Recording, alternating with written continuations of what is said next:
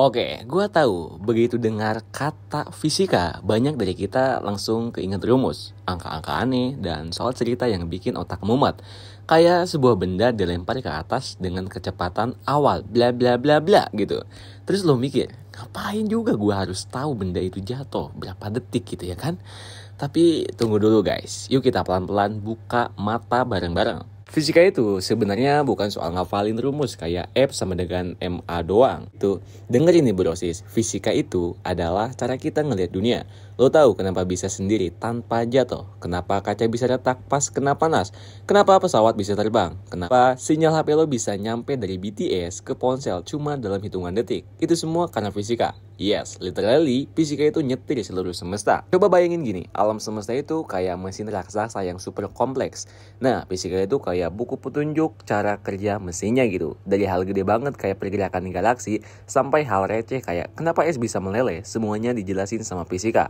Bahkan hal-hal yang gak kelihatan sekalipun, kayak partikel subatomik atau gelombang cahaya yang melintasi ruang vakum, semuanya tunduk sama hukum fisika bro. Bahkan, waktu itu sendiri bisa dipahami lewat fisika. Teori relativitasnya Einstein nunjukin bahwa waktu itu relatif tergantung kecepatan dan gravitasi. Ini bukan fiksi ilmiah, ini real.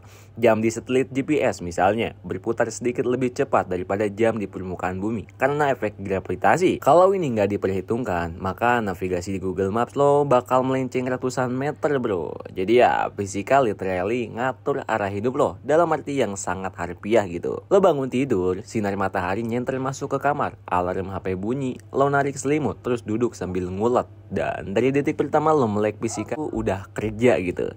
Cahaya matahari yang nyampe ke mata lo itu adalah gelombang elektromagnetik. Bunyi alarm yang lo dengar itu getaran partikel di udara alias gelombang suara bro.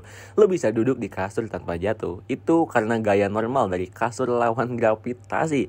Lo ngulet dan engsel tulang lo bunyi, itu tekanan fluidi di sendi dan resonansi mekanis bro.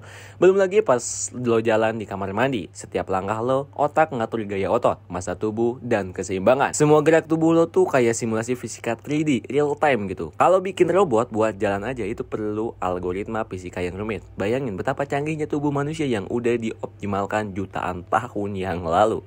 Terus lo mandi nih, air ngalir dari keran, jatuh karena gravitasi, nyiprat karena tegangan permukaan dan impuls momentum. Lo ngaca, cahaya mantul dari wajah lo ke cermin, terus ke mata lo, semua pakai hukum optik.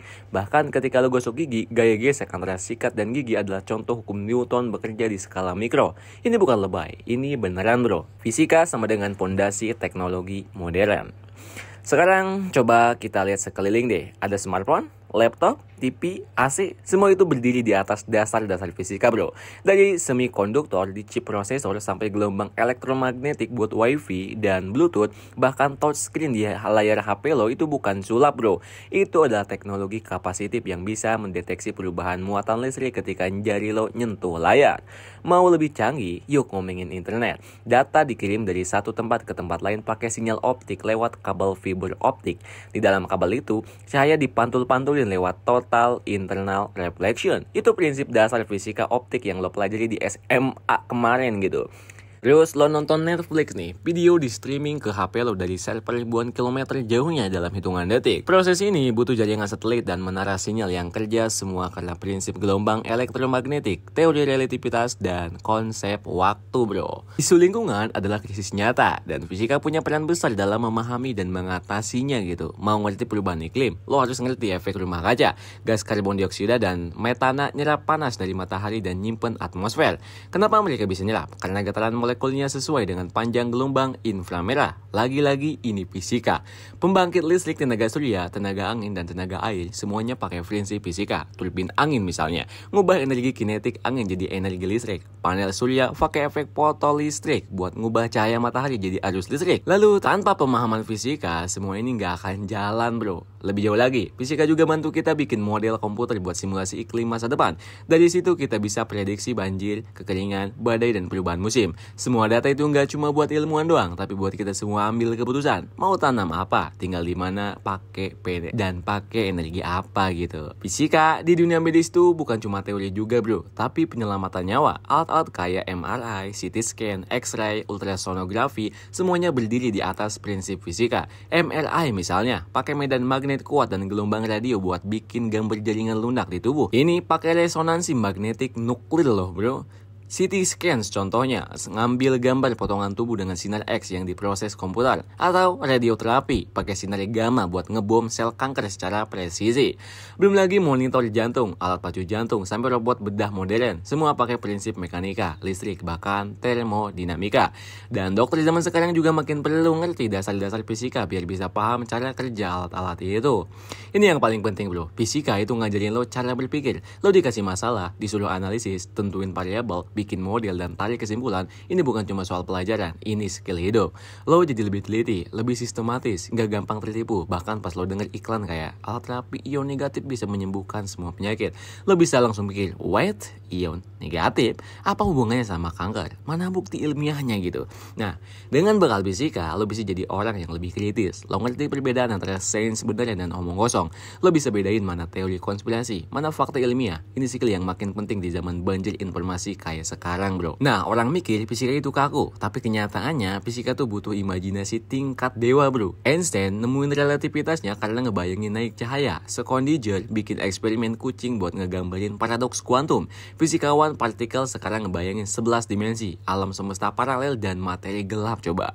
Imajinasi di fisika bukan hanyalah omong kosong, tapi imajinasi yang dipandu logika. Dan inilah yang bikin fisika menjadi bidang paling keren. Lo bebas bermimpi sejauh mungkin, selama lo bisa ngerangkainya dengan hukum-hukum yang konsisten. Akhir kata, fisika itu bukan sekedar pelajaran yang lo pelajari di sekolah bro. Fisika itu gaya hidup, cara lo memandang dunia, cara lo mikir, bereaksi, dan ngambil keputusan. Makin lo ngerti fisika, makin lo kagum sama alam. Lo gak cuma lihat pelangi sebagai hal yang indah, tapi lo juga ngerti kenapa dia muncul. Lo lihat hujan, lo bisa mikir tentang tekanan atmosfer dan kondensasi. Lo ngelihat pesawat, lo bisa jelasin gaya angkat dan bentuk sayap. Dan lo tahu apa yang paling keren? Ketika semua itu lo jadiin bagian dari keseharian lo gak cuma jadi orang pintar, lo jadi orang yang paham. Dan di zaman sekarang, jadi orang yang paham jauh lebih powerful daripada sekedar jadi orang yang bisa jawab soal ujian. So, yuk deh, jangan jauhi fisika. Deketin dia, ajak ngobrol, ajak ngopi. Karena dia nggak pernah ninggalin lo kok. Dari lo buka mata sampai tidur lagi, bahkan saat lo mimpi pun, fisika masih kerja di balik layar. Dan semakin lo kenal dia, semakin lo paham dunia ini ternyata lebih ajaib dari film science fiction manapun gitu. Gimana menurut kalian nih guys? Apakah kalian suka dengan fisika atau enggak?